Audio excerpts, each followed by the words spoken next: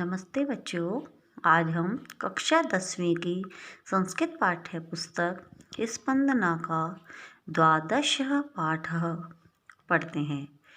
द्वादश अर्थात 12वां पाठ। ठीक है, सबसे पहले हम इस पाठ का परिचय देखेंगे। इस परिचय के अंतर्गत क्या बताया गया है। ठीक है, देखिए ध्यान से। राजस्थान प्रदेशस्य पश्चिमांचले प्रसृता अस्ति थार मरुभूमिः। राजस्थान प्रदेशस्य, इसका अर्थ है राजस्थान प्रदेश के।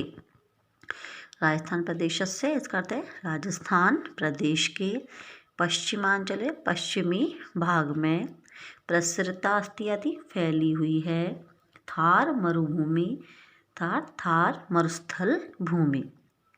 फिर से देखेंगे। राजस्थान प्रदेश के पश्चिमांचल, पश्चिमी भाग में थार भूमि, थार मरुस्थल की भूमि फैली हुई है। प्रसृता का अर्थ होता है फैली, अस्ति माने है। राजस्थान प्रदेश से इस शब्द के अंतर्गत कौन सी विभक्ति प्रयोग हुआ है? षष्ठी विभक्ति का। ठीक है, तो इसको कैसे बोलेंगे? राजस्थान प्रदेश के पश्चिमी भाग में थार मरुस्थल भूमि फैली हुई है। राजस्थान्यः वयं विशेषतः अस्य मरुदेशस्य शोभासम्पदः अक्षयकोशं प्रति अनुरक्ताः गौरवान्विताः च स्मः। राजस्थान्यः वयं, वयं माने क्या होता है? हम सब। और राजस्थानी यानी राजस्थानी। विशेषतः अर्थात विशेष रूप से, अस्य करता है इसकी, इस मरु प्रदेश से, मरु प्रदेश की शोभा संपन्न यानी शोभा से संपन्न, अक्षय कोशम यानी अक्षय भंडार या खजाना। ठीक है, अक्षय का मतलब होता है, अक्षय का अर्थ होता है जिसका कि कभी नाश न हो सके, उसे हम कहते हैं अक्षय। ठीक है, और कोश का अर्थ होता है खजाना। प्रति की ओर, अनुरक्ता यानी अनुरक्त, और गौरवान्वित थे, और इसमें अर्थ होता है थे, और च का अर्थ होता है और। फिर देखेंगे। हम सभी राजस्थानी विशेष रूप से इस मरु देश की शोभा से संपन्न अक्षय खजाने के प्रति अनुरक्त और गौरवान्वित थे। फिर से देखेंगे। हम सभी राजस्थानी विशेष रूप से इस मरुदेश की शोभा संपन्न, मरुदेश के शोभा संपन्न अक्षय खजाने की ओर अनुरक्त और गौरवान्वित थे।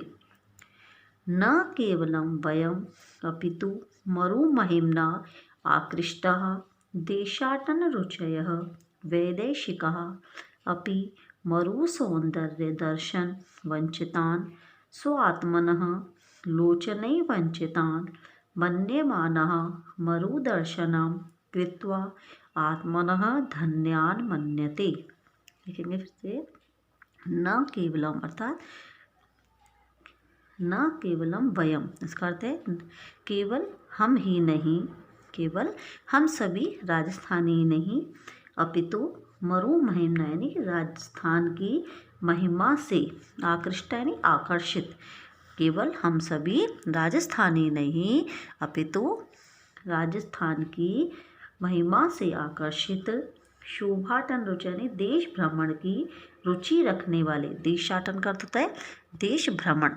ठीक है, और रुचि यानी रुचि रखने वाले, देश भ्रमण की रुचि रखने वाले विदेशी भी मरु सौंदर्य दर्शन, मरुस्थल के सौंदर्य के दर्शन से वंचित, स्वात्मना यानी अपने, लोचने का अर्थ होता है नेत्रों से, वंचितान यानी देखने से वंचित, मानते हुए, मन्ने माना का अर्थ होता है मानते हुए, मरुदर्शनम, मरुदर्शन यानी मरुस्थल की भूमि का दर्शन करके, आत्मनः करते हैं अपने आप को, धन्यान मन्यते धन्य मानते हैं।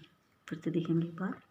न केवल हम सभी अपितु राजस्थान की महिमा से आकर्षित, राजस्थान की महिमा से आकर्षित, देश भ्रमण की रुचि रखने वाले विदेशी भी मरु सौंदर्य के दर्शन से वंचित अपने नेत्रों से दर्शन से वंचित मानते हुए अपने नेत्रों से दर्शन से वंचित मानते हुए मरु सा दर्शन करके मरुस्थल की भूमि का दर्शन करके आत्मनः यानी अपने आप को धन्य मानते हैं।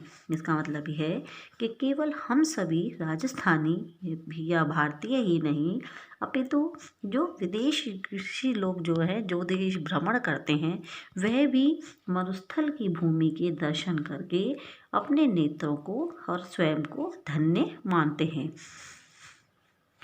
राजस्थानी भाषायाः महाकवि स्वनामधन्यः पद्मश्री कन्हैयालाल सेठिया इमाम एव इस भूमिम स्तुवन् धरती धौरारी इत्यमरम गीतम रचितवान्। राजस्थानी भाषा या इसका अर्थ है राजस्थानी भाषा की। भाषा शब्द क्या है? स्त्रीलिंग का है, याकारांत शब्द है और इसके रूप के आपने पढ़े होंगे जैसे लता के बालिका के हम पढ़ते हैं उसी तरह से भाषा शब्द के रूप चलेंगे। तो ये षष्ठी और पंचमी एक वचन में ये बनता है भाषा। यहाँ राजस्थानी भाषा के महाकवि स्वनाम धन्य अपने नाम से धन्य पद्मश्री क्या है? ये इनको उपाधि मिली हुई है पद्मश्री कन्हैयालाल सेठिया इसी भूमि की स्तुवन यानी स्तुति करते हुए धरती धौरारी नामक अमर गीत की रचना की थी।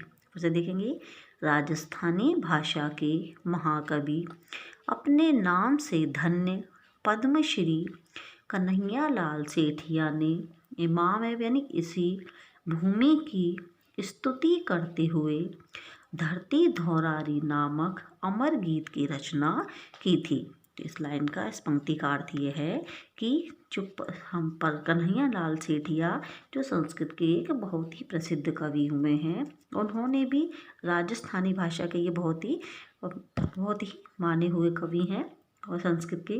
तो इन्होंने इसी भूमि की राजस्थान भूमि की स्तुति करते हुए वंदना करते हुए इन्होंने कौन सा गीत रखा था? धरती धौरारी नामक गीत की रचना की थी। किसने की थी? कन्हैयालाल सेठिया ने। फिर से देखेंगे राजस्थानी भाषा के महाकवि अपने नाम से धन्य पद्मश्री कन्हैयालाल सेठिया ने इसी भूमि की स्तुति करते हुए धरती धौरारी नामक अमर गीत की रचना की थी। आधुनिकः संस्कृत कवयः स्वकाव्येषु मरुभूमि गौरवगानं कृतवन्तः। आधुनिक यानी आधुनिक संस्कृत कवयः यानी संस्कृत कवियों ने भी स्वकाव्येषु यानी अपने काव्यों में मरुभूमि यानी मरुस्थल की भूमि का गौरवगान कृतवंत यानी करते हैं। देखेंगे आधुनिक संस्कृत कवियों ने भी या आधुनिक संस्कृत कवियों ने भी अपने काव्यों में मरुभूमि का गौरवगान किया है। फिर से देखेंगे आधुनिक संस्कृत कवियों ने भी अपने काव्यों में मरुभूमि का गौरवगान किया है। प्रस्तुते पाठे कतिपयै सरलै श्लोकै मरुभूमेः अपूर्वसौन्दर्यस्य यथाचः चित्राकर्षकं च चारुचित्रं प्रस्तुयते।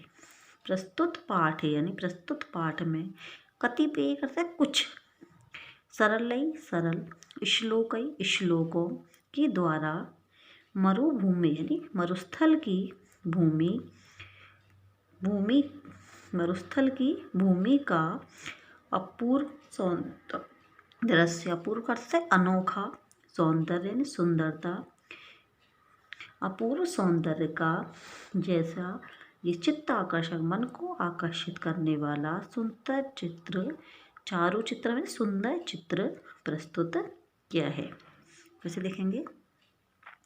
प्रस्तुत पाठ में कुछ सरल श्लोकों के द्वारा मरुस्थल की अनोखी सौंदर्य का मन को आकर्षित करने वाला सुंदर चित्र प्रस्तुत किया है। प्रस्तुत पाठ के अंतर्गत कुछ सरल श्लोक लेकर के और मरुस्थल की भूमि का, यानी कि राजस्थान की मरुस्थल की भूमि यानी रेगिस्तान की भूमि का के अनोखे सौंदर्य का, जो रेगिस्तान की सुंदरता है, रेगिस्तान की भूमि की सुंदरता है, उसके सौंदर्य का बहुत ही अनोखा और चित्ताकर्षक कहते हैं मन को आकर्षित करने वाला, चारु का अर्थ था सुंदर, और सुंदर चित्र प्रस्तुत किया गया है। जो नीचे श्लोक दिए गए हैं, इन श्लोकों में मरुस्थल की भूमि का बहुत ही सुंदर चित्रण किया गया है।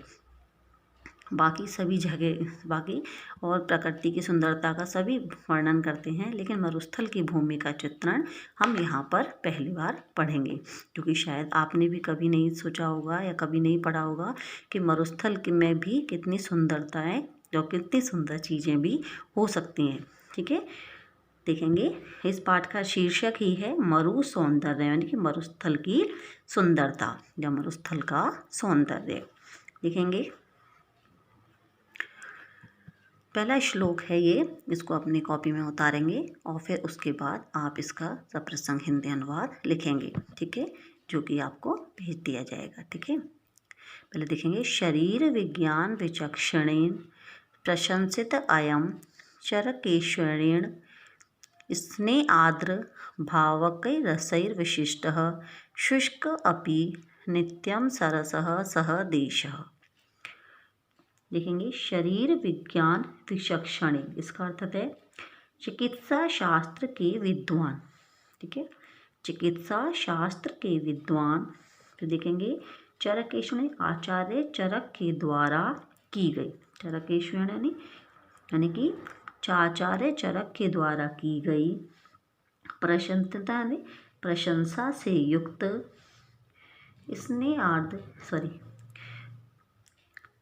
आचार्य के द्वारा की गई प्रशंसा से युक्त वह देश शुष्क होने पर भी प्रेम, स्नेह आदि प्रेम और दया आदि भावों की एकमात्र मधुरताओं से युक्त है। फिर से देखेंगे इसका। चरक के द्वारा की गई प्रशंसा से युक्त वह देश शुष्क होने पर भी प्रेम और दया आदि भावों की एकमात्र मधुरताओं से युक्त है, इसलिए यह हमेशा सरल अर्थात आनंद देने वाला है। सरस का अर्थ होता है आनंद देने वाला है। फिर से देखेंगे एक बार। आचार्य चरक के द्वारा की गई चिकित्सा शास्त्र के विद्वान या चिकित्सा शास्त्र के ज्ञाता, चिकित्सा शास्त्र के विद्वान आचार्य चरक के द्वारा की गई प्रशंसा से युक्त वह देश शुष्क होने पर भी प्रेम और दया आदि भावों की एकमात्र मधुरताओं से युक्त है। प्रेम और दया आदि भाव की एकमात्र मधुरता से युक्त है, इसलिए यह हमेशा नित्य अर्थ है हमेशा, इसलिए यह हमेशा कैसा है? सरस, अर्थात यह आनंद हमेशा आनंद देने वाला है। देखेंगे इसको। देखिए इसका अन्वय भी इधर दिया हुआ है, तो हम इसको देख करके भी हम इस श्लोक को अच्छी तरह से समझ सकते हैं। फिर से देख सकते हैं एक बार। चिकित्सा शास्त्र के विद्वान आचार्य चरक के द्वारा की गई प्रशंसा से युक्त